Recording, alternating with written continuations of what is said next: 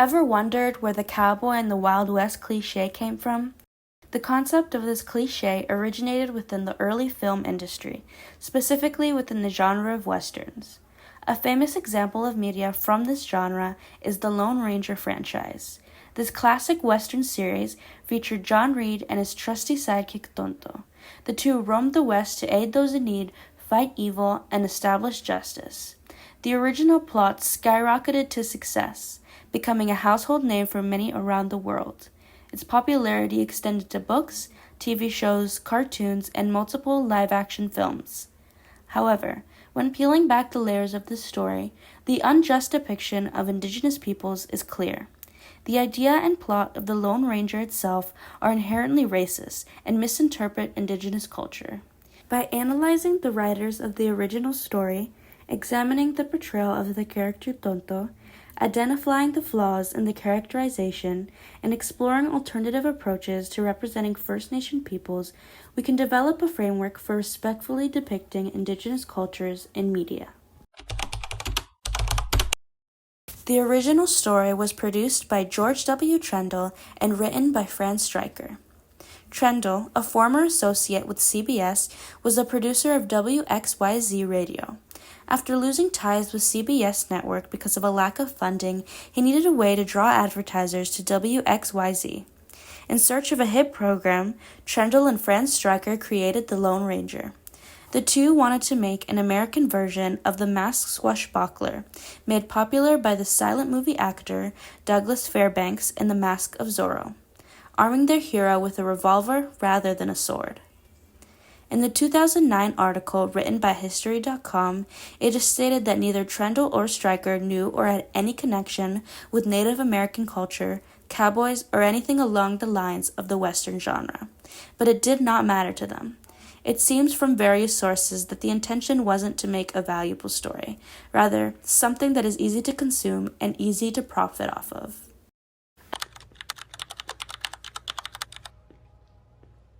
Tonto, originating from a 1930s radio show and later adapted into television and film, is one of the earliest prominent representations of indigenous people in mainstream media. As the devoted sidekick of Lone Ranger John Reed, Tonto is portrayed as a bold and complex character. He is an indigenous man and the sole surviving member of his tribe, which consists of Potawatomi and Comanche Native Americans. Early in his story, Tonto is saved and nursed back to health by the main character, John Reed. He later reunites with Reed under dramatic circumstances, discovering Reed nearly dead, the sole survivor after an ambush that killed the other 5 Texas Rangers with him. Tonto then nurses him back to health, and together they strategically bury 6 graves to mislead the enemy into thinking all the Rangers had died. This results in John Reed putting on a mask and becoming the Lone Ranger, while Tonto vows his loyalty, serving not just as a guide but as a faithful companion in their quest for justice. Justice is what I seek, Kimosabe. The name Tonto, which means dumb or fool in Spanish, stands in contrast to his courage and intelligence, exposing some of the difficulties and complexities in the early portrayals of Native Americans in American media. Although early recognition of indigenous peoples was achieved through the character of Tonto, the portrayal itself reflected and perpetuated prevailing stereotypes of indigenous peoples. Attempting to reverse the damage of lack of representation only ended up reinforcing these stereotypes and causing significant misinterpretation of indigenous people. A common trait of Western storytelling is to have a strong leader alongside their trusty sidekick. Michael John from Collider states that the protagonist tends to be strong, independent, an expert shot, and not someone to be trifled with, while the sidekick tends to be humorous or incompetent. Other times, they're stoic and invaluable. This dynamic is exemplified in all the portrayals of the Lone Ranger, as John Reed is given credit for his heroism, while Tonto stands by providing comedic relief for the audience. The idea of having a white man gain the credit, power, and image of superiority clearly demonstrates the racism in the Lone Ranger. It is clear that racism is written directly into Tonto's character as a whole. While the Lone Ranger is not the type of series to extensively add layers of depth into the story and the characters, we can see a clear difference of depth between Reed and Tonto. illustrated in the most recent depiction of Tonto in the 2013 film The Lone Ranger. At the beginning of the film, Tonto is used strategically to raise up the character of Reed. He is shown to be the narrator of the story, praising Reed's actions, even though they both did a majority of their heroic work together. A second example in this film is the perspective we see the characters from. At multiple parts of the story, we see more time being put into understanding the outlook that Reed has during these events, what he thinks. Even the music puts entendres as to how we should feel. Tonto gets the eccentric, scary music when he tries to depict Native American culture.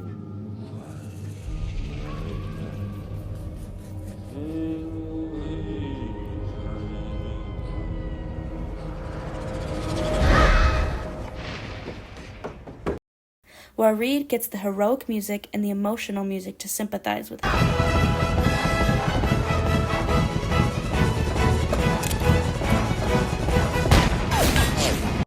Tonto is being used as a device in the story rather than a character.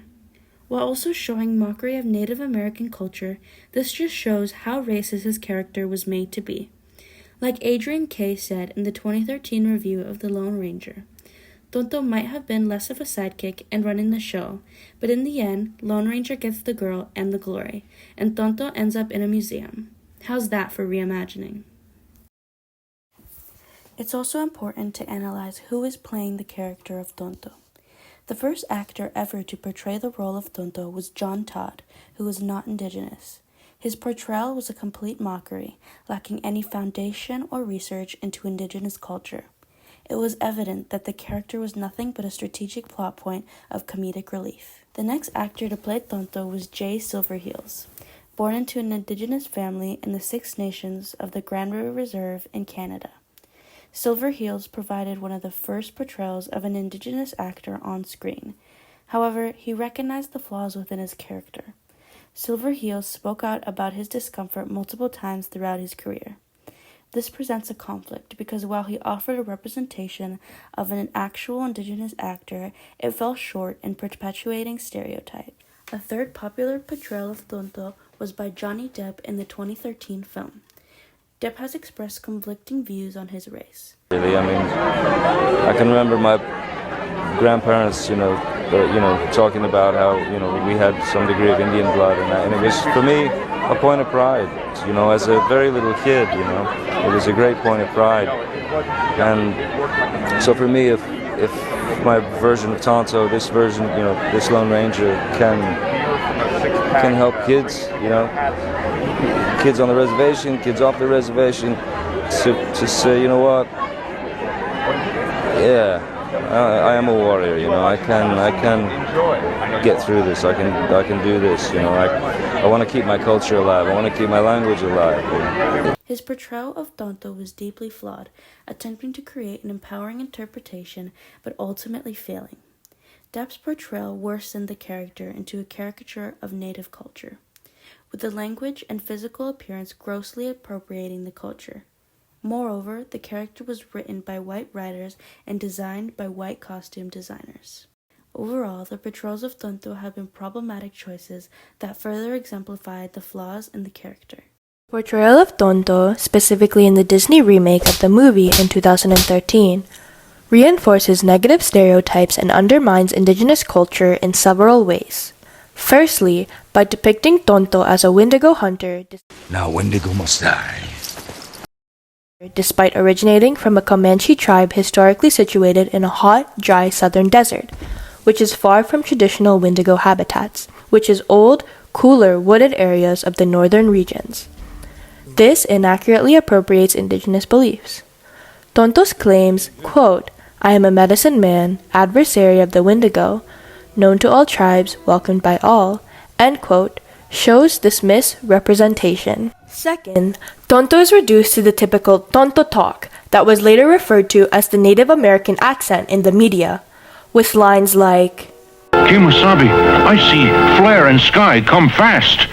that reinforces the derogatory idea that all indigenous people speak pidgin or broken English. Ultimately, the portrayal of Tonto's physical appearance in the movie remake made in 2013 with his bold face paint and a mixture of clothing and accessories taken from various indigenous cultures, lacks authenticity and respect for the rich diversity of indigenous peoples' traditions. According to this part of the script, quote, Tonto wears clothing, jewelry, and feathers from many tribes. Black war paint, asymmetrical across his face. End quote. The inspiration for this look was based off the painting I Am Crow, created by white artist Kirby Sattler in 1991, which did not depict any actual American indigenous culture and was solely based on Kirby Sattler's interpretation of indigenous people. These elements collectively mock indigenous culture by erasing distinct traditions, reinforcing harmful stereotypes, and disrespecting the rich diversity and complexity of indigenous cultures. We, as non-Indigenous individuals, do not have any first-hand experience to accurately describe how the role of Tonto should have been depicted. Nevertheless, we could provide suggestions on how an Indigenous character should be portrayed based on diligent research and opinions of the members of the Native population. Therefore, using information from the partnership of the Writers Guild of America and the Native American and Indigenous Writers Committee, we provided 3 suggestions on how Indigenous characters should be portrayed. A significant majority of successful actors in the media industries are white individuals. As per Statista research, in 2022, nearly 76% of those employed in the motion picture and video industries in the United States identified as white. During the mid-1900s, it was common for white actors to portray characters of color instead of casting individuals from those communities. Examples include John Todd playing Tonto in the original radio series of The Lone Ranger, Mickey Rooney as Yunoshi in Breakfast at Tiffany's, and Lawrence Oliver in the lead role of Othelio. With these examples and more, it is evident that there is a historical disadvantage for people of color in the industry. Bringing this issue full circle, it becomes imperative that when representing Indigenous characters in film or any form of media, Indigenous actors are cast. This not only ensures a respectful portrayal of the character, but also provides opportunities for people of color in the media industry. Ultimately, if a story features an Indigenous character, casting an Indigenous actor in that role is essential to authentically convey the character ethically and with respect to Native communities. Representation of Indigenous people in the media would greatly benefit from being written by Indigenous individuals. Their first-hand cultural knowledge would ensure the authenticity of the characters, clarifying any misconceptions about their origins and emotional and physical portrayals.